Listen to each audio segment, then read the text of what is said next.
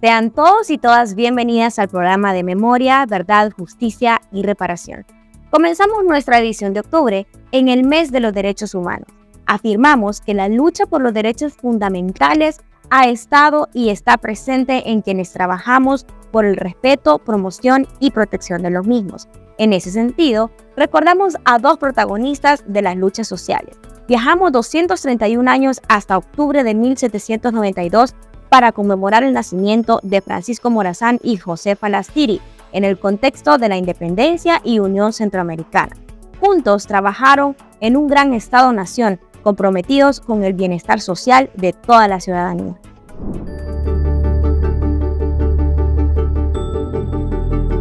La vida de estos personajes entrecruzó sus caminos, ya que ambos tenían mucho en común. Provenían de familias con características similares, no solo por el abolengo, sino también por la posición económica.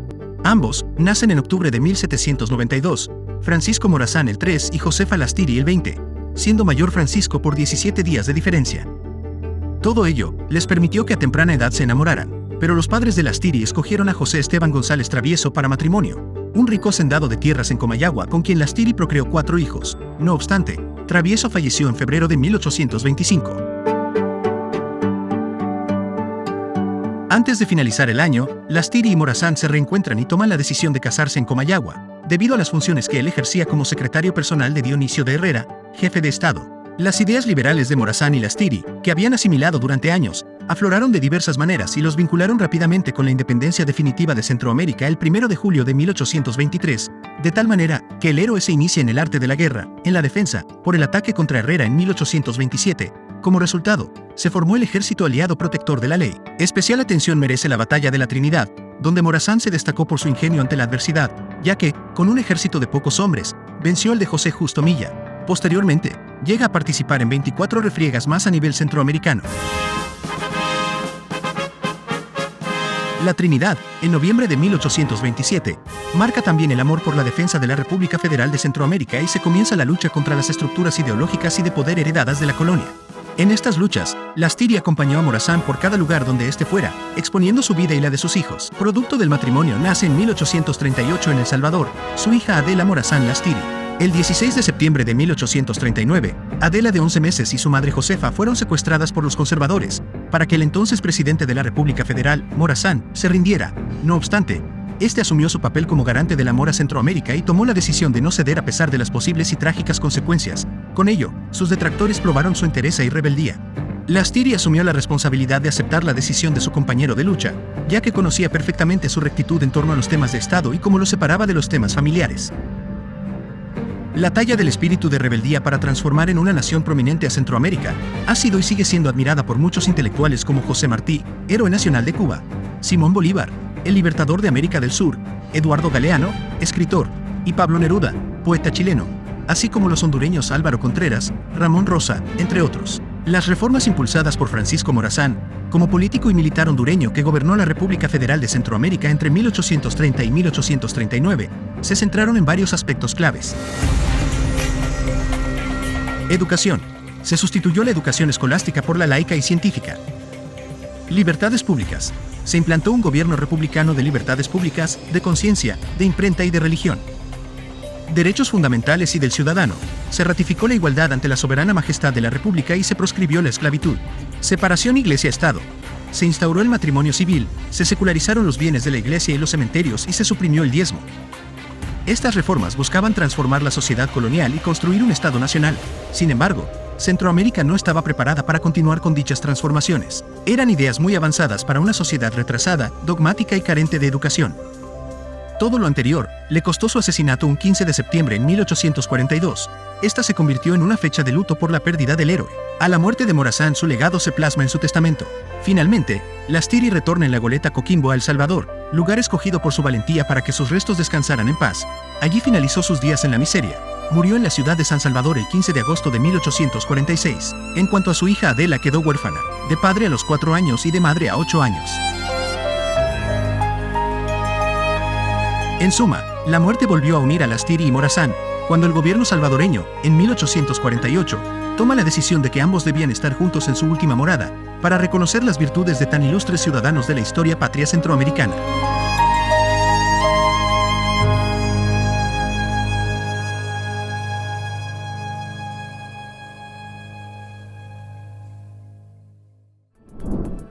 Para edificar memoria, consultamos a la ciudadanía. ¿Quién fue José Palastiri?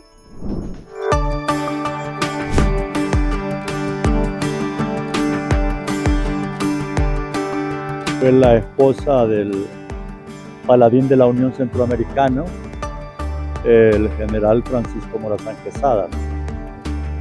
En consecuencia, pues una mujer que trasciende en la historia nacional por el hecho que no solo nacional, porque la figura de Morazán es universal, ¿verdad? Pero en consecuencia ella pues estuvo al lado de él en su lucha libertaria, emancipadora de los pueblos en el marco de la colonia de España. Por la lectura, por lo que es historia, fue la madre de Francisco Morazán, o la esposa, no sé por verdad. Eso es lo único, pero conocerla físicamente no. Esposa de Francisco Morazán Quesada. Correcto. ¿Cuál fue el papel de las mujeres en el proceso de independencia de España? Ahí con María Montor, esa fue del Partido Obrero. También, en el 56 aniversario de la siembra del guerrillero Ernesto Che Guevara, tenemos presente su voz, que desafía al individualismo y consumismo de la sociedad capitalista neoliberal. Acompáñanos a conocer al Che, quien hoy por hoy es una figura destacada de la revolución en la lucha por la justicia social y libertad de los pueblos. Habla Cuba, además, en su condición de país agredido. Sean siempre capaces de sentir en lo más hondo cualquier injusticia cometida contra cualquiera en cualquier parte del mundo. Es la cualidad más linda de un revolucionario. Esta frase del comandante Ernesto Che Guevara resume la esencia de los valores humanistas y la praxis revolucionaria del guerrillero heroico. El Che nació en Rosario, Argentina, el 14 de junio de 1928 y falleció en La Higuera, Bolivia, el 9 de octubre de 1967. Era médico y político, hoy muy reconocido por su lucha revolucionaria. En el 56 aniversario de su partida, su voz resuena desafiando los valores individualistas y consumistas que la sociedad capitalista neoliberal difunde en nuestras sociedades. La solidaridad es condición indispensable para que una sociedad pueda salir adelante y superar la pobreza y las profundas desigualdades, otorgando las posibilidades de una vida saludable y digna para todas las personas. El Che Guevara participó en la lucha contra la dictadura de Batista en Cuba, promovió el desarrollo de la industria y la producción agrícola, trabajó hombro a hombro con los trabajadores cubanos y en una gesta internacionalista sin precedentes, cayó luchando por la revolución en Bolivia junto con otros patriotas bolivianos. Internacionalista ejemplar, hombre justo por definición, profundamente comprometido con la lucha por alcanzar la justicia social y la libertad para todos los pueblos del mundo, el Che Guevara se ha convertido en un referente moral para las nuevas generaciones. No por gusto dice la canción que pueden matar a ese hombre, pero jamás sus ideas.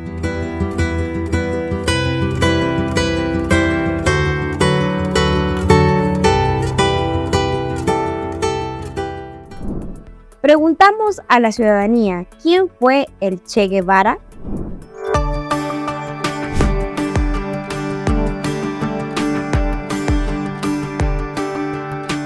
Ernesto Guevara es un economista, un hombre revolucionario, un hombre con conciencia social, un hombre de verdad, que Dios no nace todos los días.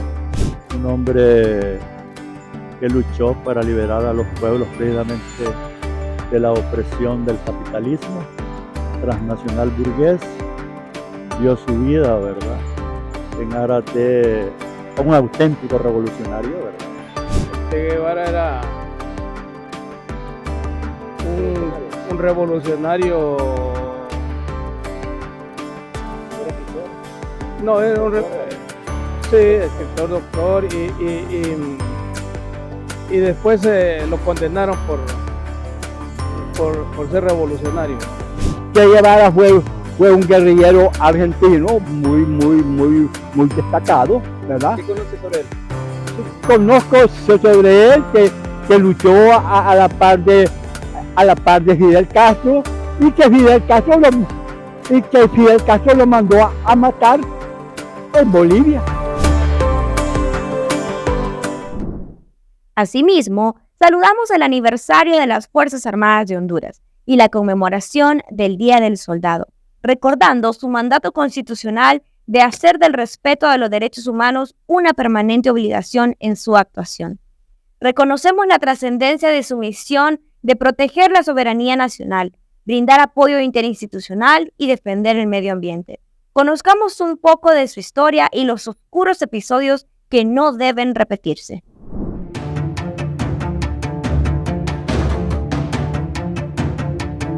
Era Dionisio de Herrera, jefe de Estado, cuando en 1825 se crean las Fuerzas Armadas de Honduras. Su misión era la defensa del país, su soberanía e integridad territorial. Para noviembre de 1827 defienden a la nación en la Batalla de la Trinidad. Su desarrollo durante 1842 a 1876 se marcó por la participación en las guerras civiles y la necesidad de ir a la vanguardia en materia militar. Precisamente, de 1825 a 1949, las Fuerzas Armadas de Honduras se constituyeron en la doctrina militar francesa, luego la alemana y después la chilena.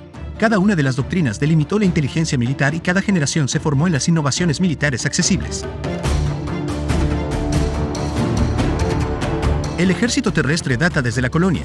Después integró la República Federal para luego ser el ejército del Estado de Honduras. La Fuerza Aérea se instituyó en 1931 y se especializó en 1933. La Fuerza Naval se creó en 1976 y para el 2013 se instituyó, también, la Policía Militar y del Orden Público. Dentro de la historia del siglo XX, las Fuerzas Armadas de Honduras fueron utilizadas por los sectores del poder económico dominantes. Intervinieron en la Guerra Civil de 1924 y demás conflictos internos. También, durante la Segunda Guerra Mundial, bajo presiones de Estados Unidos, Honduras declaró la guerra a Japón, Italia y Alemania, y envió ciudadanos hondureños a las filas de los aliados. Además, defendieron la soberanía estatal en la Guerra de Mocorrón de Honduras contra Nicaragua en 1957 y la Guerra de Honduras contra El Salvador en 1969. Por otro lado, integraron las operaciones humanitarias durante el huracán Fifi Orlen de 1974 y el huracán Mitch de 1998. Para el siglo XXI, formaron parte de las acciones de atención en la pandemia de COVID-19 y los huracanes ETA y IOTA. Las Fuerzas Armadas de Honduras tienen un papel relevante en la nación. La Constitución de la República de 1982, capítulo 10, de la Defensa Nacional y de la Seguridad Pública, en el artículo 272, expone: las Fuerzas Armadas de Honduras son una institución nacional de carácter permanente, esencialmente profesional, apolítica, obediente y no deliberante. Se constituyen para defender la integridad territorial y la soberanía de la República, mantener la paz, el orden público y el imperio de la Constitución, los principios del libre sufragio y la alternabilidad en el ejercicio de la presidencia de la República.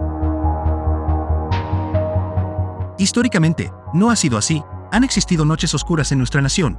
Es para la década de 1990 que las Fuerzas Armadas de Honduras cambian su enfoque en relación con la década de 1980, luego de estar involucrada en desapariciones forzadas, asesinatos políticos, persecuciones, abusos de autoridad, escándalos de corrupción y narcotráfico en el marco de la doctrina de seguridad nacional. Acciones consolidadas no por actos aislados, sino por estructuras criminales y subordinación a los imperios económicos y élites políticos. En la segunda mitad del siglo XX, los altos mandos militares manejaban grandes capitales económicos. Durante su historia, las Fuerzas Armadas de Honduras han orquestado varios golpes de Estado. En el siglo XIX, en 1855 contra José Trinidad Cabañas y en 1872 contra José María Medina. En el siglo XX incursionaron en los asuntos políticos de la nación en 1956, el 21 de octubre, contra Julio Lozano Díaz, en 1963 contra Ramón Villeda Morales y en 1972 contra Ramón Ernesto Cruz.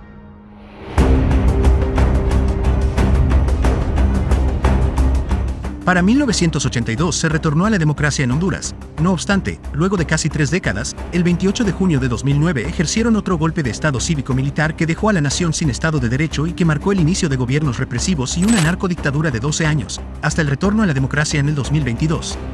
Con una historia de desaciertos, es en el gobierno de la refundación de la presidenta Xiomara Castro que las Fuerzas Armadas de Honduras retoman su deber y responsabilidad, con obligaciones y enfoques pertinentes: la defensa de la soberanía nacional, el apoyo institucional y la protección y defensa del medio ambiente.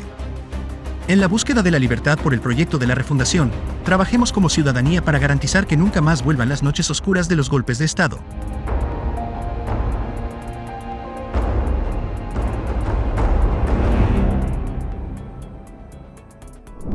Preguntamos a la ciudadanía: ¿para qué sirven las Fuerzas Armadas de Honduras?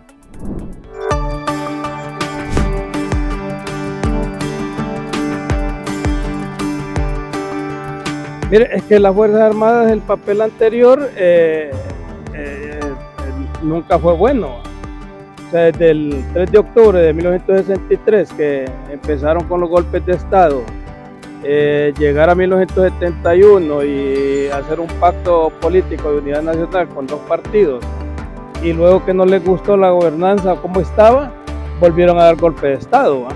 Entonces se mantuvieron hasta un poquito antes del 82. Para represión, para matar gente. ¿Qué papel deberían de cumplir? Deberían de cumplir lo que dice la Constitución, defender la soberanía. Eso es lo que deben de cumplir, porque yo también soy capitán dentro del ejército. Eso es lo que, esa es la formación de nosotros. Yo vengo de la escuela, soy académico. Las Fuerzas Armadas vienen a ser, como dicen hoy, más que nunca, que entre comillas se han superado las guerras convencionales entre países, porque vamos a ir buscando esos ideales de Morazán, como con El Salvador, cierto, tiene problemas de espacio vital, territorio, pero hagamos proyectos binacionales conjuntos, orientados al desarrollo de los pueblos, como decía alguien, a problemas comunes, soluciones comunes. El 24 de octubre se conmemora el Día Nacional de los Derechos Humanos en Honduras, en conmemoración de la creación del Comisionado Nacional de los Derechos Humanos, CONADE, como resultado de la larga noche de violaciones a derechos humanos y desapariciones forzadas durante la década de 1980. El gobierno de la refundación condena las violaciones a los derechos humanos fundamentales ocurridos en el pasado y trabaja para la no repetición de los hechos. Acompáñanos en la búsqueda de la verdad.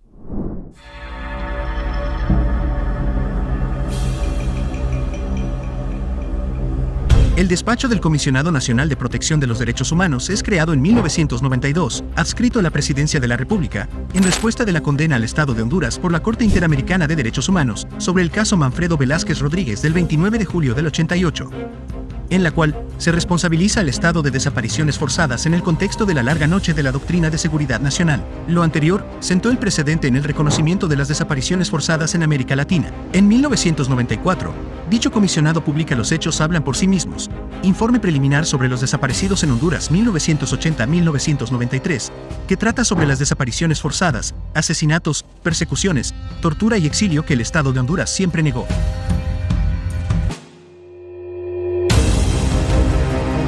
Para el 24 de octubre de 1995, con la emisión de su ley orgánica, pasó a llamarse Comisionado Nacional de los Derechos Humanos en Honduras, CONADE, siendo una institución nacional establecida para garantizar la vigencia y las libertades reconocidas en la Constitución de la República y los tratados y convenios internacionales ratificados por el Estado.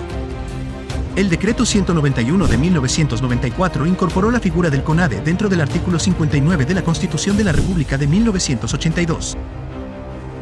En nuestro país, desde 1996 se conmemora el 24 de octubre el Día Nacional de los Derechos Humanos.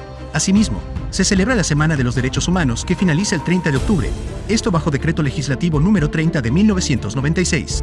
Entendemos los derechos humanos como prerrogativas inherentes a la condición humana, que nos permiten disfrutar plenamente de ello, reconociendo que su conquista siempre ha sido un norte en la historia de la humanidad, ya que la persona humana es el fin supremo de la sociedad y el Estado, lo que significa que estos tienen que garantizar su irrestricto respeto y pleno ejercicio, normándolos y haciéndoles efectivos. Es importante conmemorar el Día Nacional de los Derechos Humanos, enfocándonos en la pedagogía de la memoria, el derecho a la verdad y la construcción de un Estado de Derecho, donde, desde el gobierno de la presidenta Xiomara Castro, los derechos humanos priman como ejes transversales en todos los planes estratégicos, en las políticas públicas y los compromisos internacionales. A partir de la refundación de Honduras crece una convicción moral, con la voluntad estatal para generar una política pública y plan nacional de acción en derechos humanos. Condenamos las violaciones que se vivieron en el pasado y hacemos un llamado a la no repetición.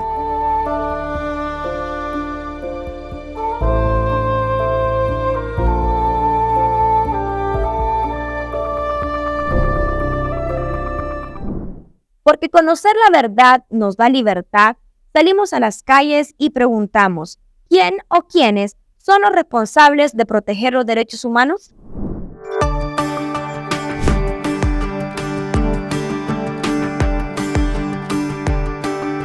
Bueno, precisamente hay instituciones encargadas y el Estado mismo, ¿verdad?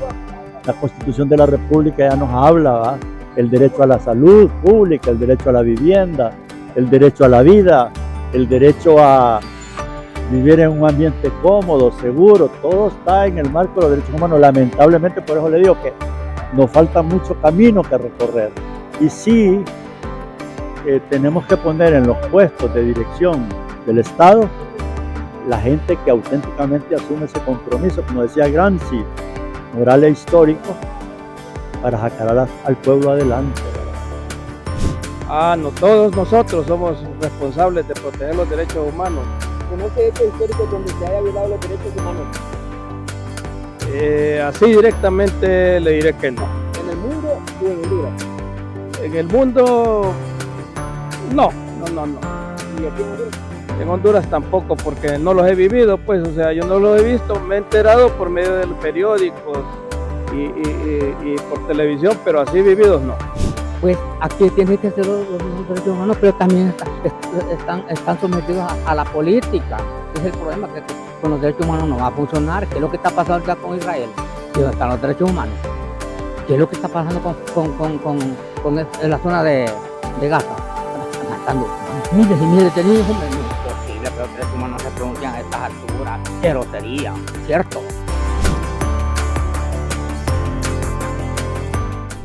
Al volver de la pausa, continuamos con más efemérides de este su programa Memoria, Verdad, Justicia y Reparación.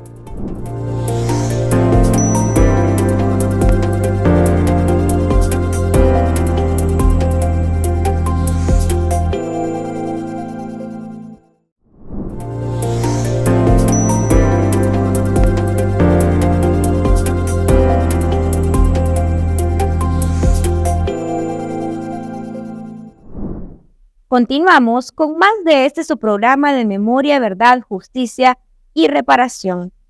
Así también se conmemora el 79 aniversario de la Revolución Democrática de Guatemala de 1944, que nos dio paso a profundas transformaciones sociales, entre ellas un nuevo Código Civil, la Ley de la Seguridad Social y su sistema, el derecho a la huelga, regulaciones laborales y salariales y la libre sindicalización. Conozcamos un poco más sobre este episodio de la historia de Centroamérica.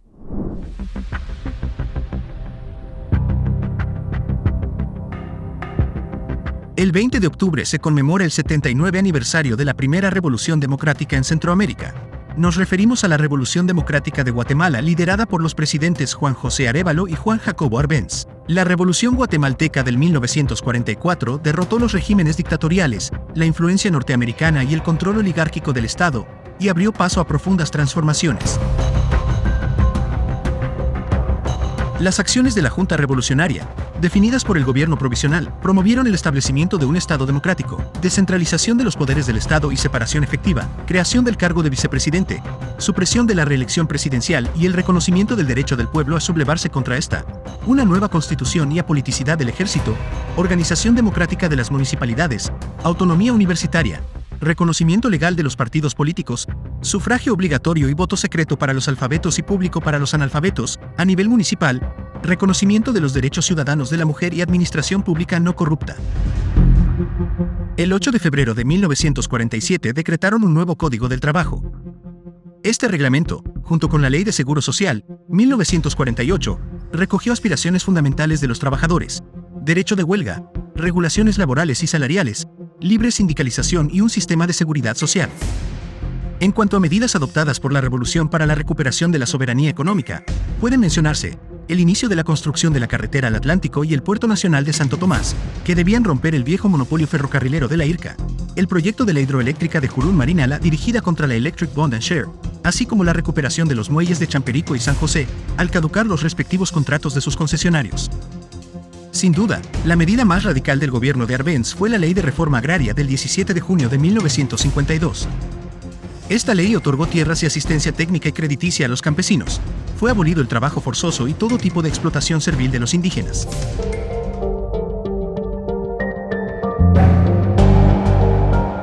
La oligarquía y el gobierno de los Estados Unidos vieron como un peligro estos portentosos avances del pueblo guatemalteco y, es así, como el 18 de junio de 1954, la CIA, en alianza con oligarcas, militares traidores y mercenarios, desatan una ocupación militar y asesinatos, que inició con la incursión de tropas militares desde Honduras, al mando del coronel Carlos Castillo Armas.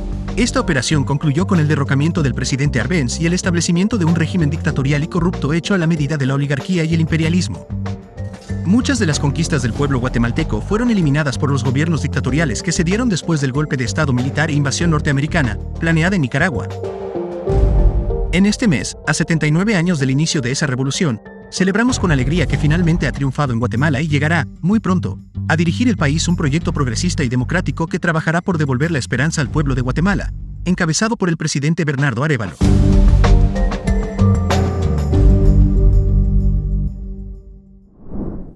Por otro lado, el 25 de octubre celebramos el 106 aniversario de la Revolución Rusa. Reconocemos su aporte en el establecimiento del sistema de derechos humanos como garantías del bienestar social.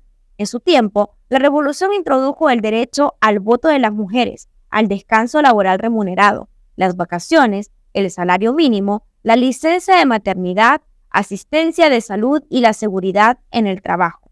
Conozcamos un poco más sobre esta revolución y el aporte a la humanidad.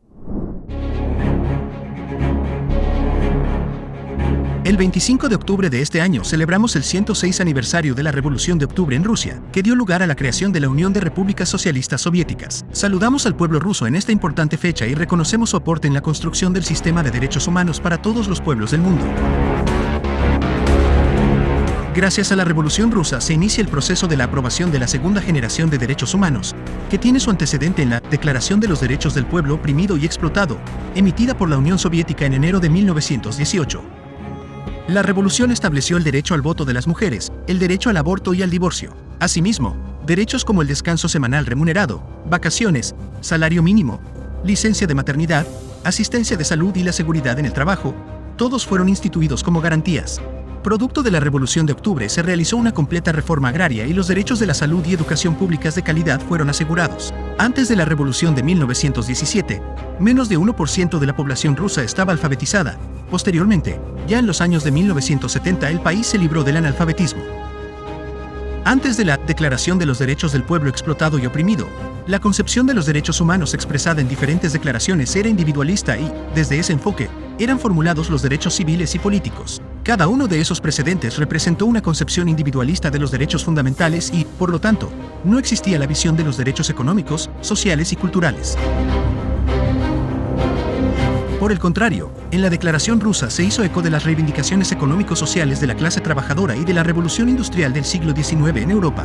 Y, por primera vez, se visualizó el comienzo de los futuros derechos económicos, sociales y culturales. Estos son el derecho al trabajo, a un salario digno, al descanso, a la jubilación, a la educación, a libertad sindical y al sufragio universal, derecho de participar de forma activa y pasiva en todo proceso electoral, en una época en que las mujeres no tenían el derecho al voto ni el derecho de asociación. Esta visualización constituyó la base de los derechos reivindicativos básicos de la clase trabajadora. En la época de la Revolución Industrial, esos derechos básicos no eran reconocidos. La clase trabajadora estaba sometida a una explotación económica y social. Es con base en la Declaración Rusa que se inicia, en el mundo, la inclusión en las constituciones de los derechos a la libertad, a la vida, los económicos, sociales y culturales. A 106 años de la Revolución de Octubre, conmemoramos el legado del pueblo ruso y nos comprometemos a seguir trabajando para que la vigencia de los derechos sea una realidad para todos los pueblos del mundo.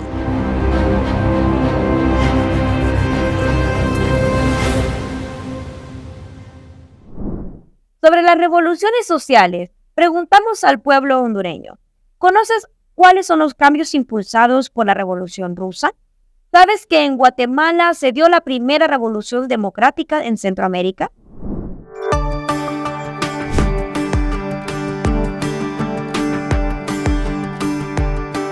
Cambios impulsados por la Revolución Rusa, es que Revolución Rusa no ha habido, pues. Aquí es que se lo han inventado. Revolución Rusa fue para el Kremlin porque crecieron, pero económicamente. Que yo conozca, no. Cambios no, porque todo ha sido opresión. Rusia, pues, que ahí viene avanzando y donde lo que está primando, como le repito, es tal vez la humanidad no está preparada al 100 a un socialismo, pero es irreversible, es científico, no es nada al azar. Superado el capitalismo tiene que venir el socialismo, eso es irreversible, donde todos vivamos en paz y con justicia social. Alguien le ha hablado la ideología del amor, ¿no?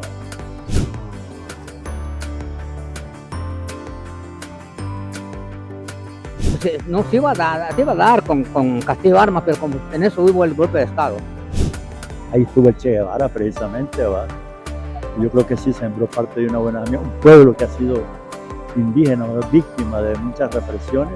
Tuvo precisamente el padre del que hoy es presidente de Guatemala, Arévalo, un hombre de avanzada, de vanguardia, que incluso confrontó a las compañías bananeras y posteriormente fue víctima de un golpe de Estado. Pero sí, Guatemala ha sido, bueno, por estar cerca me parece en parte con la meca de México, pero sí un país que también ha dado pasos significativos orientados a la liberación de los pueblos.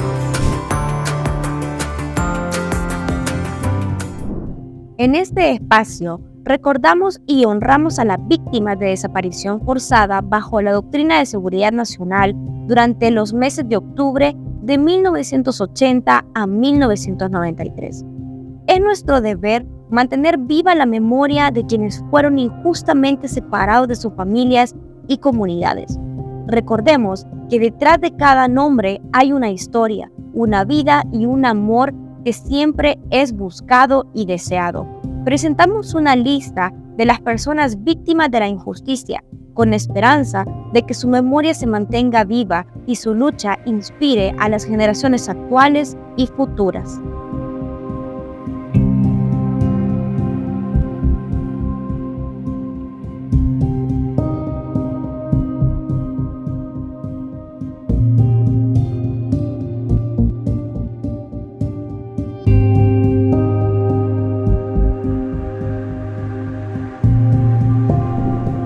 Estos acontecimientos nos recuerdan la importancia de la memoria, la verdad y la justicia en la lucha por los derechos y la construcción de sociedades más democráticas. Valoremos la memoria de quienes lucharon por la justicia y continuemos nuestra búsqueda de la verdad. Gracias por unirse al programa de Memoria, Verdad, Justicia y Reparación en nuestra edición de octubre. Sigamos aprendiendo de la historia para construir un mundo más solidario y justo.